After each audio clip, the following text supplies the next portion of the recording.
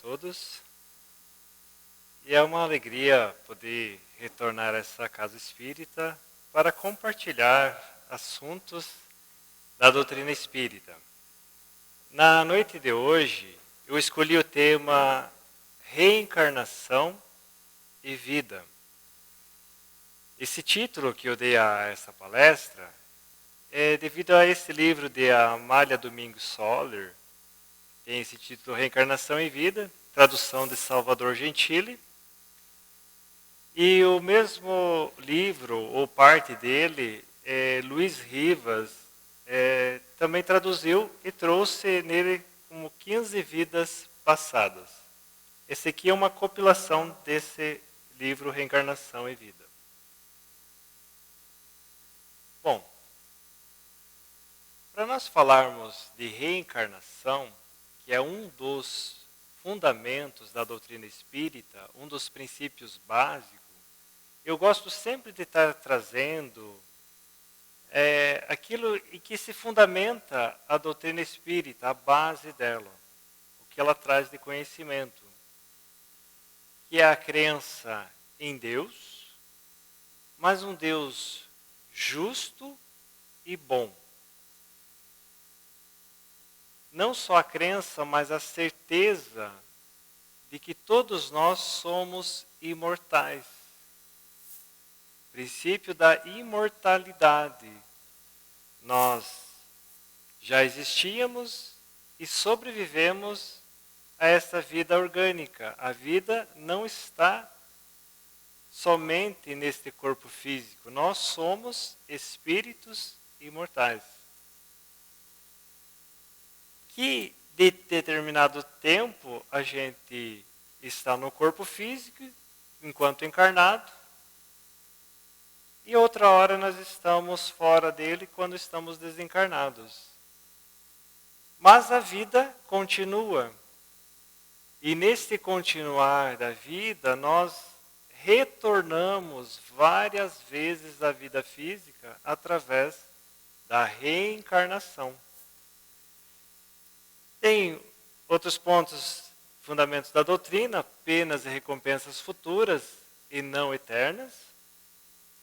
A comunicabilidade dos espíritos através da mediunidade, a pluralidade dos mundos habitados e a lei de evolução. Antes da gente adentrar, propriamente dito, na reencarnação, onde a gente vai ilustrar com algumas histórias, no Evangelho segundo o Espiritismo, no capítulo 5, Bem-aventurados os aflitos, Allan Kardec traz alguns itens falando sobre justiça das aflições. Porque se a gente concebe, compreende, ou pelo menos acredita, que Deus, na existência de Deus, primeiramente, mas que esse Deus é justo e bom, as nossas aflições têm que ter uma causa e não sendo o castigo de Deus. Porque Deus não castiga. Deus nos criou para crescermos e evoluirmos, para sermos felizes. Então, Allan Kardec, ele traz uma reflexão sobre a justiça das aflições. Sem nós compreendermos a reencarnação, não compreenderíamos que Deus seria justo e bom. Porque tem pessoas que perguntam, por que uns sofrem mais do que outros? Isso é Kardec falando. Por que uns nascem na miséria, outros na opulência? Por que para uns tudo dá certo, para outros nada dá certo? E aí Kardec fala, nesse capítulo, no capítulo 5, 8 e 3, dizendo ainda, desde que se admita um Deus justo, bom, desde que se admita que exista Deus, Ele é perfeito. Deus é justo e bom e não pode agir com parcialidade ou por capricho. De repente eu não gostei de um, vou fazer isso. Deus, ele age igual com todos nós. Porque todos nós somos filhos de Deus. Somos criações divinas. Há dentro de cada um uma centelha de Deus. É por isso que Jesus fala, brilhe a vossa luz, porque nós, na essência, temos luz. Tanto que aquele que às vezes tenta obstruir a sua luz, podemos dizer que vive na obscuridade. Mas ele tem luz. Todos nós possuímos. E aí Kardec vai comentando, dizendo o seguinte, que as vicissitudes, dificuldades ou provações da vida têm, pois, uma causa. E uma vez que se admita que Deus é justo, essa causa tem de ser justa. Aquilo que as nossas aflições, ela tem que ser justa, se a gente admite um Deus justo. Aí no item 4 do Evangelho, segundo o Espiritismo, nesse capítulo 5, Kardec fala que essas vicissitudes da vida, essas provações, têm duas origens. Ou é da vida presente, as causas atuais, ou ela está em causas anteriores. E aí Allan Kardec vai enumerando várias situações das causas atuais. Passando uma vista, olhando, se nós não encontramos resposta para os problemas nesta vida presente, ela só pode estar em outra existência. Isso ele fala no item 6, né? Dizendo o seguinte, mas se há males dos quais o homem é a causa primeira nesta vida, há outros, pelo menos na aparência, que eles são completamente estranhos e que parece atingi-lo como por fatalidade. Tal é o exemplo da perda de seres queridos, de arrimos de família, ainda os acidentes que nenhuma providência podia impedir, os reveses da fortuna que frustram todas as medidas de prudência, os flagelos naturais, as enfermidades de nascimento e, sobretudo, aquilo que traz, às vezes, tira os meios das pessoas poderem caminhar ou, no sentido assim, dar uma segurança na vida, que a pessoa não encontra resposta nesta vida, há de ter uma resposta em outros momentos vividos em outras encarnações. Então, devido a essa questão, eu vou trazer aqui algumas histórias que estão contidas neste livro. Falando um pouquinho primeiro de quem foi Amália Domingos Soler. Ela é uma espanhola que viveu ali entre o final dos anos de 1800 ao início dos anos 1900. Foi pioneira no espiritismo na Espanha.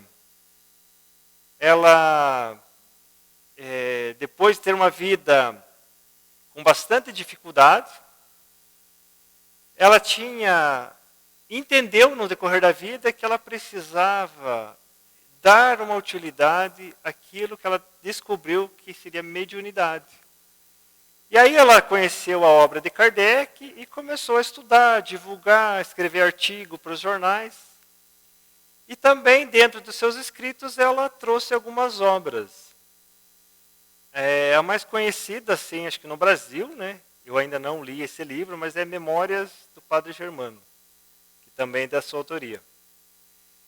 E como ela era espírita, e ocorre também nos dias de hoje, casos de situações decorrentes do dia a dia, que às vezes as pessoas não encontravam uma explicação justa, as pessoas perguntavam a ela: olha, você que é espírita, você que tem contato com os espíritos, né? Será que isso aqui tem respostas? Às vezes ela lia uma matéria no jornal, e aí ela dizia sempre assim para o seu mentor, né? Não é que eu tenha curiosidade, né? Mas a título de estudo, né? E para poder esclarecer no futuro, né? Sobre esse determinado assunto, você poderia falar-nos? E aí que foi transcorrendo essa obra. É claro, sempre com o objetivo do estudo. Porque os espíritos sabem que, todos nós sabemos, pelo entendimento da doutrina, que nada é por acaso. Então a primeira história que eu vou trazer aqui, foi um fato curioso que ela pegou e leu no jornal, estava lendo o jornal, e aí trazia a seguinte manchete: há poucos dias foi levado pela uma funerária um indivíduo que se dedicava a implorar a caridade pública e tinha em seu poder 7.000 pesetas em moedas e notas. O caso do mendigo rico. Então, foi encontrado ele morto, mas junto com ele era um mendigo, mas que tinha muito dinheiro. E na mesma semana foi acolhida uma mendiga, foi levada a um asilo, que também tinha uma fortuna um pouco maior.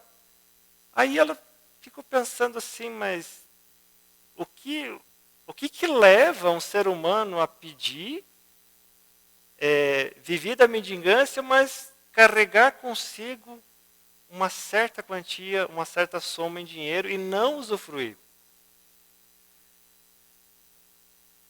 Aí ela pergunta, e aí o espírito, o seu mentor, diz o seguinte: o que eles fizeram? Faltaram com as leis divinas e humanas, e hoje colhe a semente do passado. O primeiro caso desse senhor, em uma existência muito pretérita, fazia muito tempo, ele foi o prior de uma ordenação religiosa, de uma comunidade religiosa muito rica.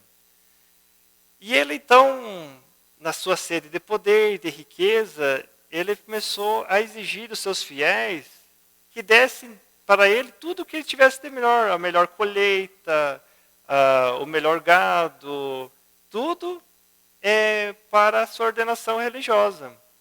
E ameaçava aqueles que não o fizessem: olha, você vai ser excomungado, você não vai ter as portas do paraíso abertas para você, né? E aquela comunidade inteira ficou refém desse prior, que foi dando as suas riquezas para esse cidadão que falava em nome de Deus, né?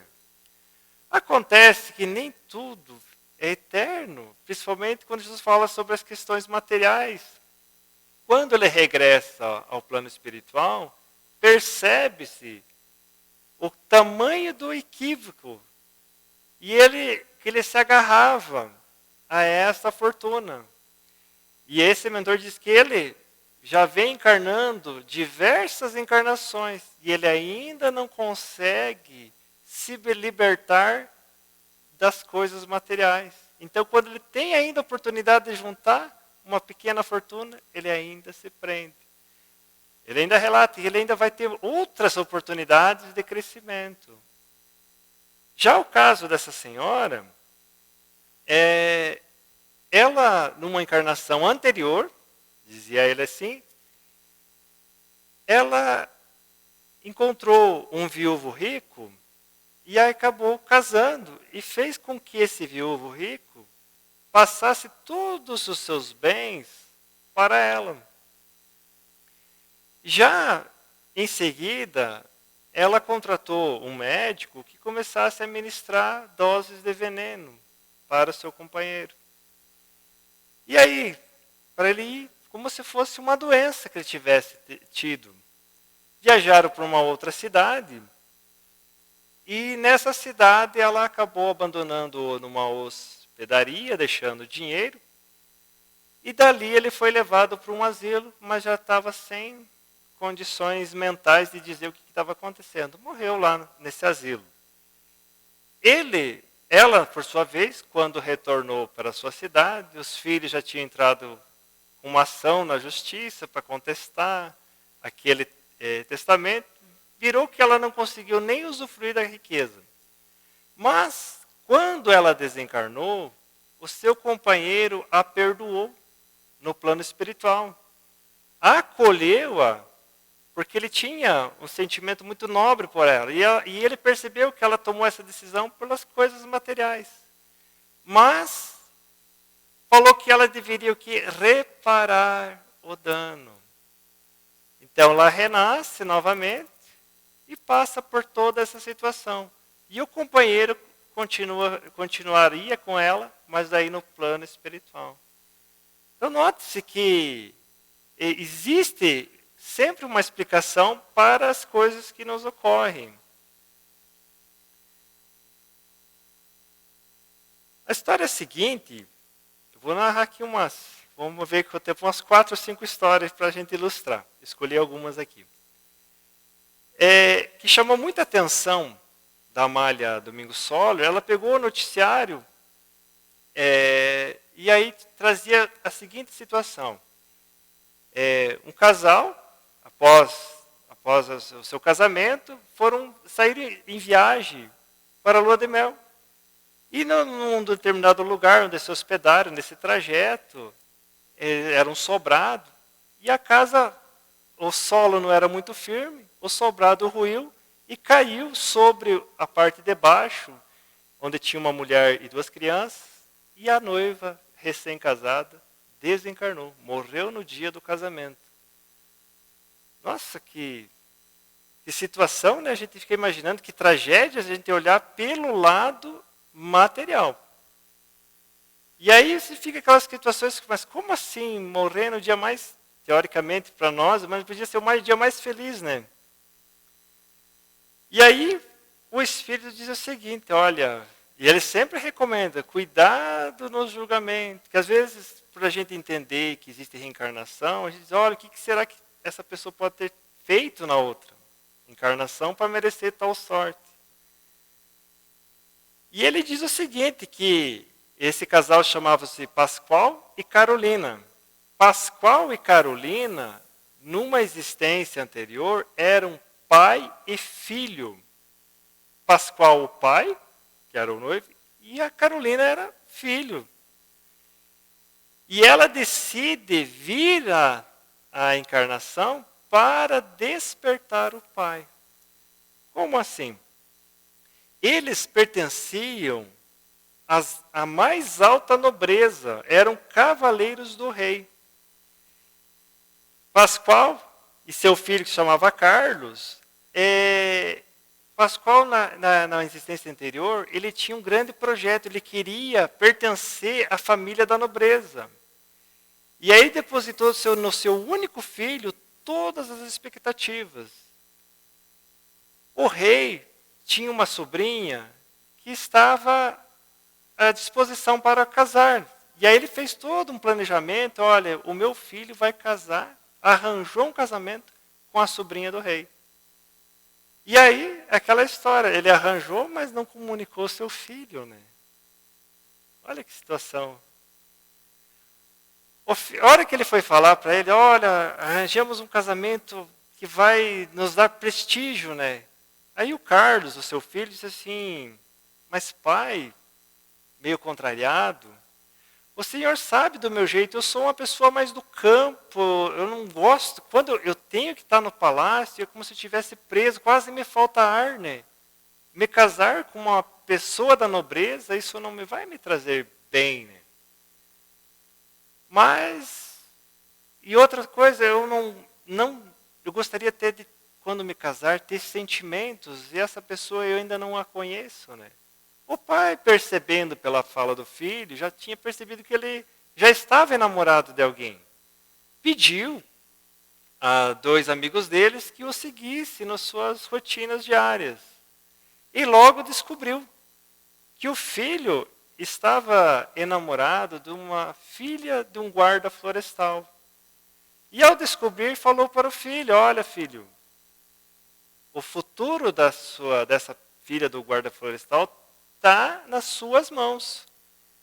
Porque se você quiser levar adiante esse relacionamento, nós vamos dar um jeito de levar ela para um convento e ela vai ficar confinada lá.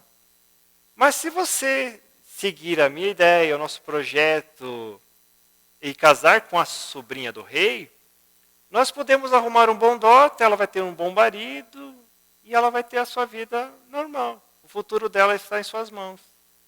Ele, para não contrariar o pai, acabou acatando a decisão, rompeu aquele relacionamento, mas foi entrando numa tristeza. E dias antes do casamento, ele foi adoecendo, e estava morrendo de tristeza. Chamou a antiga companheira e relatou tudo que, antes da sua morte, o que tinha acontecido. Ele veio a morrer, e o pai dizia, eu prefiro 1000 vezes o meu filho morto do que ele ter um casamento desigual, um casamento com a plebeia. Nisso, ele desencarna, compreende toda a situação. Tempos depois, a antiga companheira também desencarna. E os dois resolvem, já tinham perdoado o seu pai, mas para ajudá-lo a despertar, fizeram essa programação espiritual. Renasceria agora, em vez de função na personagem de filho, agora seria a noiva, a companheira. Mas, no exato momento em que ele pudesse iniciar uma vida conjugal, ela retornaria à pátria espiritual. Poderia ser daquela forma, poderia ser da outra, ela poderia ter caído, mas tudo se ajeitou-se para que fosse naquele local. Então, com isso, com a desencarnação de Carolina Pascoal, agora nessa existência, despertou para as realidades espirituais, porque daí nada mais fazia sentido as coisas materiais. E a partir dali, ele já deixou aquela vida material para trás, a ânsia pelo poder, pela nobreza, pelos títulos. Ali, então, essa encarnação foi para despertar o pai. Mas daí, e aquelas crianças que também foram atingidas dos escombros? Tinha 2 crianças.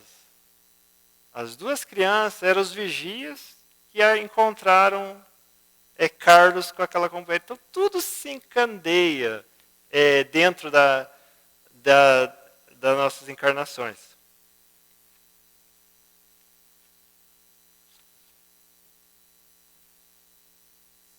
Então, essa desencarnação, como foi falado ali, não tinha nada de pagamento de dívidas.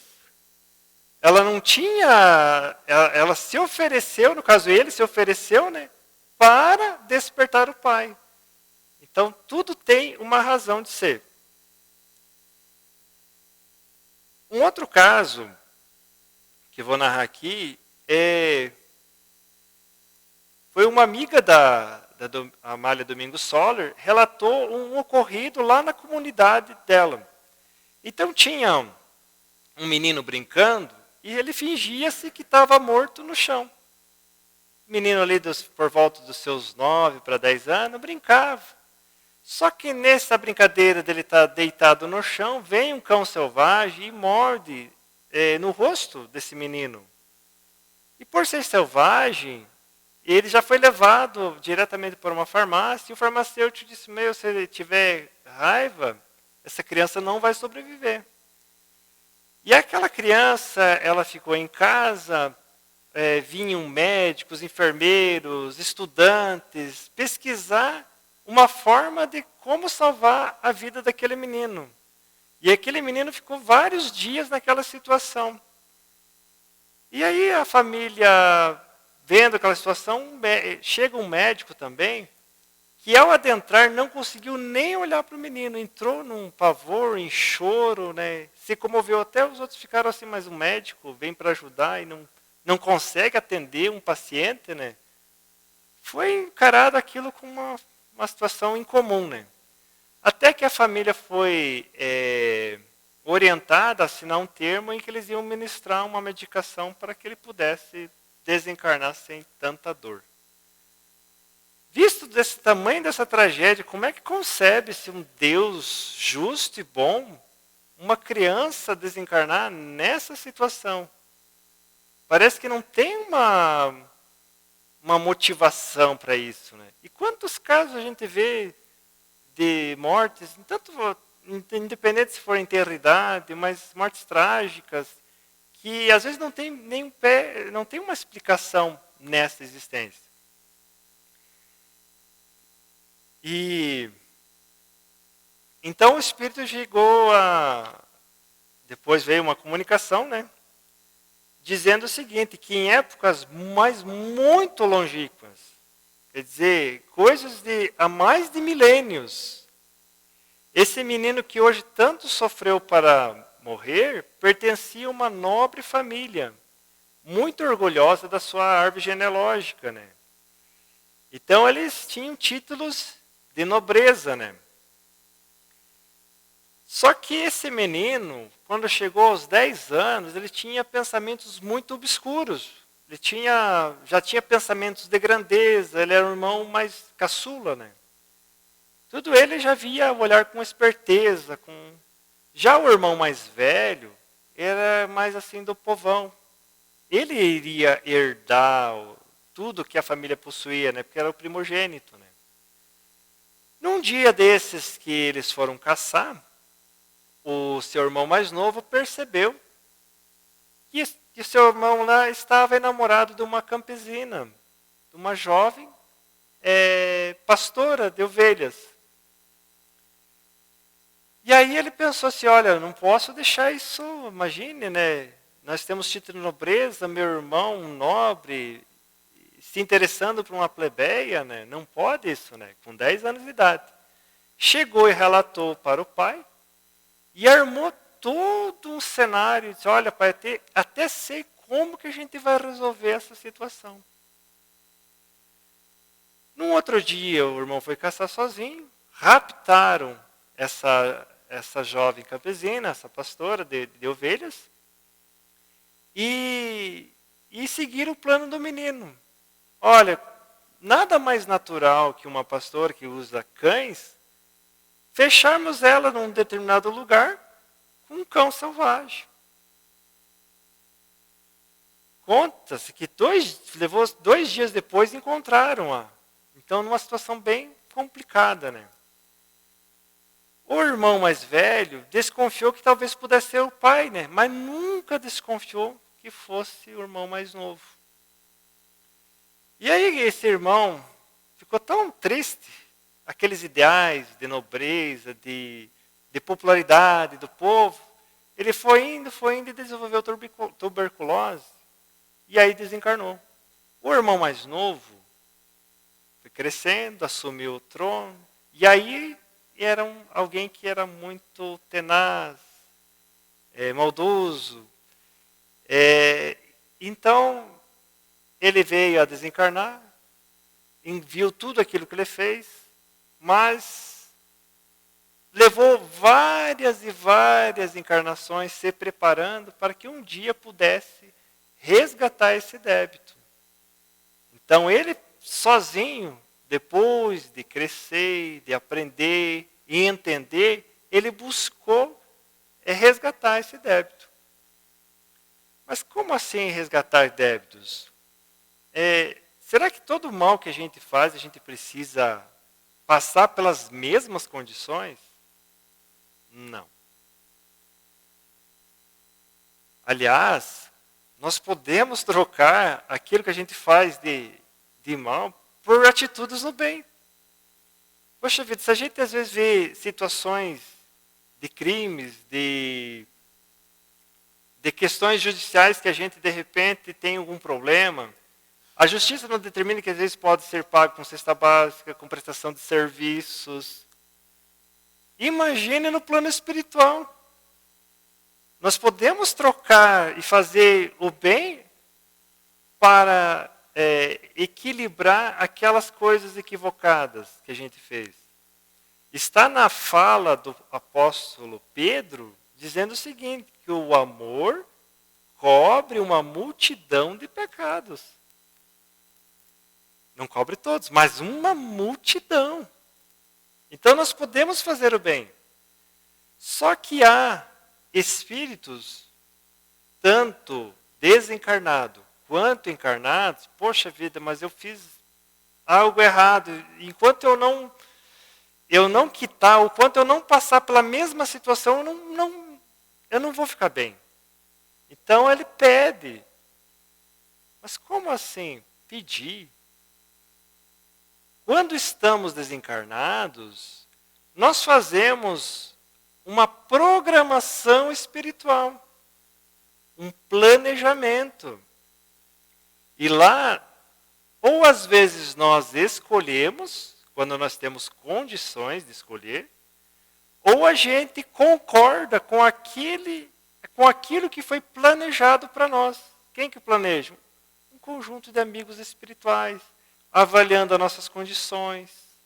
E aí ele organiza as linhas gerais da nossa existência. Mas é planejamento. Tudo que é planejado, às vezes se altera no decorrer da vida. Às vezes a gente não planeja, eu vou planejar o que eu quero fazer durante a semana. Acontece uma situação A, uma situação B, que muda o nosso planejamento. Aí a gente faz planejamento, reprogramação. Mas fazemos isso no plano espiritual. E é lá que nós escolhemos. Às vezes a gente quer uma situação e aí não estamos em condição de cumprir. Mas às vezes há pessoas que perguntam, poxa vida, mas se eu tivesse a condição de escolher, eu queria escolher uma vida bem melhor, né? Não queria ter escolhido essa. Isso é gente falando agora que nós estamos no corpo físico. Porque quando nós estamos no plano espiritual, que percebemos com uma maior amplitude a vida, porque a vida não é só essa encarnação, ela é uma sequência de encarnação, reencarnação, de aprendizado, de equívocos, que o equívoco também é uma forma de aprender, um pouco mais dolorosa, mas a gente aprende. Então a gente toma essas decisões, a gente escolhe.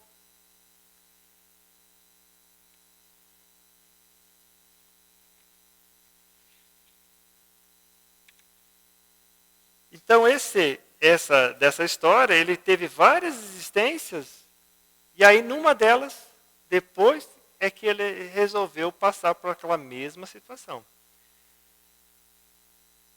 Uma outra história bem que chamou bastante atenção, de um grupo espírita aqui da Argentina, mandou uma carta sobre um noticiário que aconteceu lá na Inglaterra, no Reino Britânico. Que um fenômeno sobrenatural salvou a vida de uma pessoa. Como assim? Então, estava um escravo, John Lee, ele atendia uma senhora, ele foi acusado injustamente de um assassinato. Ele não tinha cometido aquilo, mas precisava encontrar alguém que tivesse feito, e disseram que foi ele, e ele estava indo para o sentenciamento da morte. A morte na forca. Então a forca lá, quando tem o patíbulo, quando eles abrem aquela parte ali, ele vem ser enforcado. Mas o que aconteceu? No dia da sentença, quando eles testaram para ver se estava tudo certo, a alavanca abria. Quando colocaram esse escravo John Lee, simplesmente a alavanca travava, não abria. Tiravam ele dali, abriam. Tentaram isso 3 vezes e não abriu. Aí o promotor, ali os juízes que estavam no lugar, alguma coisa tem de errado. Vamos adiar isso porque isso aqui vai chamar a atenção, vamos marcar um outro dia, né? E vamos ver o que tem de errado, porque colocam John Lee, não funciona. Tiram ele, funciona. Aí foram ver, passaram mais uns dias, pediram para dar uma revisada nos autos do processo, e perceberam falhas, e na dúvida inocentaram John Lee. E aí, olha, não é por nada, mas perguntaram então para esse mentor o que podia ter acontecido para alguém passar por uma experiência de quase morte tão forte. E aí o Espírito disse, olha, nessa encarnação John Lee não cometeu crime algum. De fato, ele era totalmente inocente. Mas, em tempos anteriores, ele também foi um espírito que pertenceu a uma parte da nobreza. E ele herdou dos seus pais inúmeras propriedades e riquezas. E ele propôs aumentar as suas posses. Ele era uma pessoa que sabia escrever os pergaminhos, escrever os títulos de propriedade, e foi se apoderando de bens de que não eram seus. E ele tinha junto com ele um servo muito dedicado que fazia a contabilidade, secretariava todas as ações dele, chamado Daniel. Um dia ele estava pensando, poxa vida, mas esse meu servo não tem queixa nenhuma, mas ele sabe demais. Vai que ele me expõe ao público todas essas ações corruptas que eu cometo para adquirir bens, né? Vou acusá-lo de roubo, porque mesmo que ele não tenha roubado nada, que vou dizer que sumiu uma parte de dinheiro, vou dizer que foi ele. E a gente sabe que ele sendo servo e eu sendo o Senhor, vão acreditar em mim, né? E por mais que ele dissesse que era inocente, que não foi ele que tivesse pego aquele dinheiro, ele foi preso. Mas, enquanto ele estava preso, um funcionário público havia sido morto numa determinada ponte e acusaram esse crime também a esse servo. E ele foi sentenciado à morte.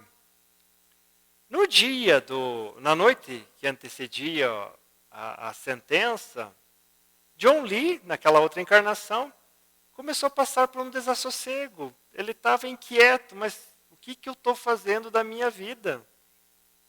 Eu acusar alguém que não fez nada, e agora ele está prestes a ser morto, que provavelmente é um crime que ele também não cometeu. Se eu deixar isso se cumprir, não vai correr sangue nas minhas veias, e sim qualquer outra coisa. Decidiu, naquela noite, de ir até o dia do julgamento e dizer que foi encontrado o dinheiro. E ele foi. Falou, né, que olha, apareceu o dinheiro, ele não é ladrão, ele não roubou nada, né.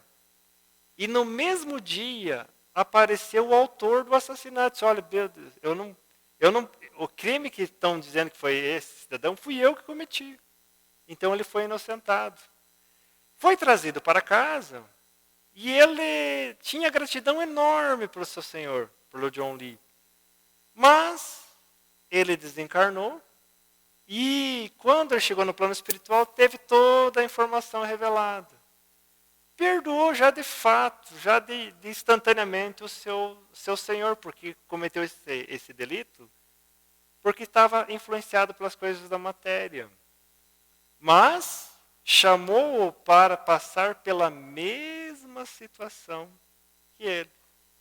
E que ele estaria no plano espiritual auxiliando durante a existência. Então, nessa existência, ele não cometeu crime nenhum, era uma pessoa de bem, era um servo. E no momento da sentença, estavam Daniel e um grupo de espíritos segurando a alavanca, anulando a força que eles faziam. Então, olha só, nada acontece por acaso. Tudo tem uma razão de ser.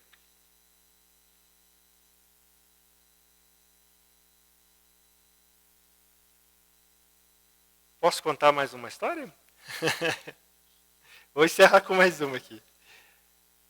Esse foi um caso que aconteceu com uma moradora de Vila Vêncio. O caso extraordinário de catalepsia. Catalepsia é como se fosse uma morte aparente. A pessoa fica em estado vegetativo, mas ela está viva, está ali no corpo. Mas o que chamou a atenção, que esse caso ali foi noticiário também do jornal, aconteceu que essa pessoa chamada Benedita de la Fuente, ficou 32 anos em estado de catalepsia, vegetando numa cama. E a irmã relata, contando assim, olha, ela tomava algum caldo, às vezes só exalava o ar, né?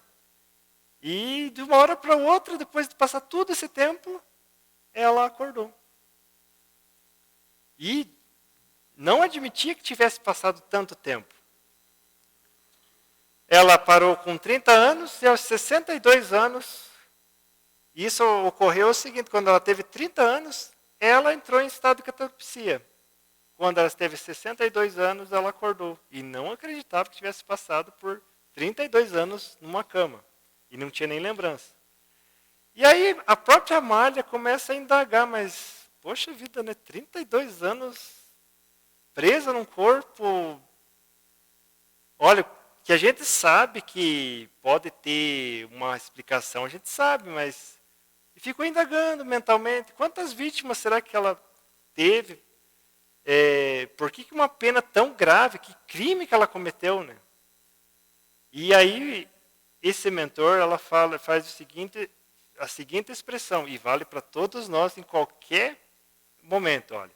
Nunca julgues pelas aparências, que de 100 vezes que pronunciares juízos condenatórios, 99 estareis dominado pelo erro e sereis injusto, convertendo-vos em juízes. Por mais que a gente saiba que tudo tem uma razão de ser, cada caso é um caso. Então, o que se aplica numa situação não se aplica na outra. Cada espírito tem uma determinada escolha. Então, não podemos julgar. A gente sabe que alguma coisa tem resposta. Mas pensar o que essa pessoa fez, o que ela não fez. E ele disse, sabe o que aconteceu com essa mulher? É a enérgica vontade de um espírito que submeteu o seu corpo a uma provação dolorosa. Vontade do espírito. O que motivou essa vontade? E ele vai dizendo o seguinte, ele vai narrando. E ele diz, olha, vós que sois espíritos, sabe que o presente está intimamente ligado ao passado. Tudo é fruto de uma colheita. O resultado de hoje hoje é consequência do ontem e amanhã é consequência do hoje. Muitos dirão o seguinte, olha, o que terá feito essa pessoa para merecer tão cruel castigo? Que papel ela representa na história da humanidade? Será que foi um conquistador insaciável? E de pergunta em pergunta vai acumulando outras e mais longe estareis da verdade. Na realidade, essa pessoa que passou por essa catalepsia é um espírito desequilibrado que muito amou, mas com esse amor egoísta, terreno, dominador, que prefere ver às vezes a morte do ser amado ao ver feliz aos braços de outra mulher. Então essa mulher, chamada Ermelinda, a que estava em estado de catalepsia, foi rainha. Mas uma rainha que teve um casamento pelas questões do Estado, arranjado pela nobreza, né? Não tinha sentimento, mas governava aquele reino, que era pequeno, muito energicamente, era bastante incompreensível e sobre essas questões do relacionamento não dava muita importância. Até que um dia entra entre os militares um jovem chamado Ezequiel. Ao ele adentrar o palácio, ela desmaiou. Ela teve uma impressão muito forte. E aí ela ficou incomodada com aquilo. Poxa vida, né? Eu, rainha, né? Ser mexida por alguém militar, já era casada. E ela vai e declara para esse militar. E esse militar, jovem Ezequiel, ele foi criado com aquela ideia que os soberanos, eles são tidos quase como santos. A gente não deve chegar nem quase perto, a gente deve o quê? Servir. Então, quando ela se declara a ele diz, olha, minha soberana, eu não posso, eu sou seu servo. E não correspondeu. Aí ela ficou assim assustada com aquela situação e pensou, meu Deus, Que inquietude, o que eu faço? Decidiu inventar um crime e mandou prendê-lo numa masmorra. E essa masmorra era fechada, em que o alimento era dado por uma pequena portezinha. Mas passou-se os anos e a rainha estava prestes a desencarnar. E quando ela estava antes de desencarnar, pediu que libertasse esse jovem Ezequiel. Depois de 32 anos, ele preso numa masmorra, pediu para soltá-lo. Ele e ela desencarnaram, e ela começou a compreender que o amor dela era egoísta. Poxa vida, né? E ela pede a Deus, ou à equipe espiritual, como eu fui tão egoísta, eu gostaria que numa outra encarnação, eu gostaria de ser mãe, para mostrar o meu profundo amor por esse Ezequiel. Mas antes de ser mãe dele numa outra encarnação, eu quero e preciso passar por essa situação. Então a gente percebe por esses relatos que tudo tem uma razão de ser. Às vezes, no momento, a gente não compreende o porquê das coisas. Mas se a gente perceber que Deus é justo, é bom, se às vezes estamos passando por uma aflição, confiemos em Deus, porque tudo tem respostas. Às vezes, não compreendemos agora, mas um dia, todos nós vamos compreender, porque a vida é um constante aprendizado, e a reencarnação são oportunidades de recomeço. Por isso, reencarnação e vida. A vida continua e o nosso aprendizado é ontem, é hoje e será no amanhã. Inclusive, todo esse processo que a gente está vivendo da pandemia, talvez a gente não encontre as respostas hoje, mas entendendo que Deus é justo e bom, tudo isso com certeza faz parte de um grande aprendizado. Eu agradeço a oportunidade e devolvo a palavra.